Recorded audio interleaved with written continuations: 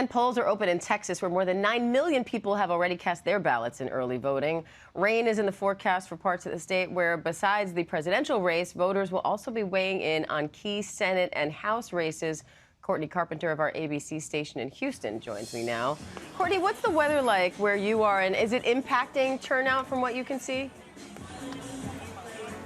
Hey, Diane. Yeah, really a rainy election day so far here in Houston. We've got some light rain now, but earlier it was really coming down. But I will say, even an hour before the polls opened, folks were lined up here at this polling location in Houston. You might be able to hear the music. We've got DJ polls out here. So a lot of folks still excited about it. Despite the rainy weather, we obviously are still expecting a good amount of people. As you mentioned, 9 million Texans voted early. 1.2 million people here in Harris County voted early, which is about half of the registered voters. So still expecting a lot of folks to come out despite all this weather. Texas is mostly considered a safely red state, but there are other races that Texans are weighing in on today, not just the one for president. So talk about Ted Cruz's Senate race against Democratic challenger Colin Allred.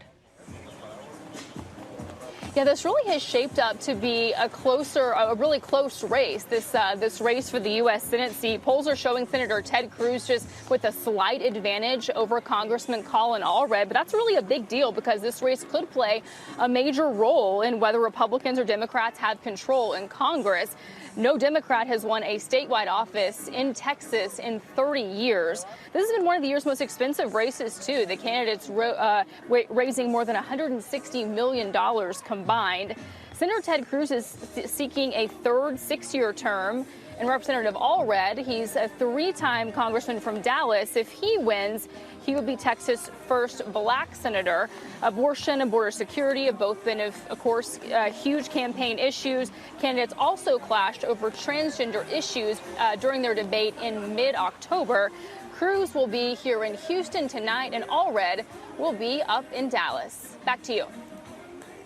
So are voters in Texas energized from what you can tell? The presidential race, obviously, at the top of the ticket doesn't seem to be super competitive there based on most polls. Is that making voters complacent at all, or does it seem like they're still there and feel that their vote is important?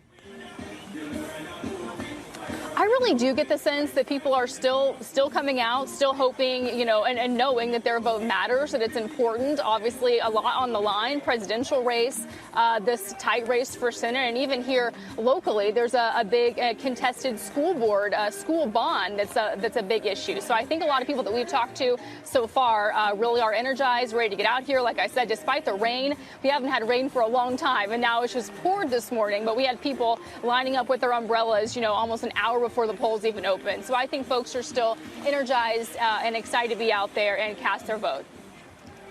Courtney Carpenter, thank you.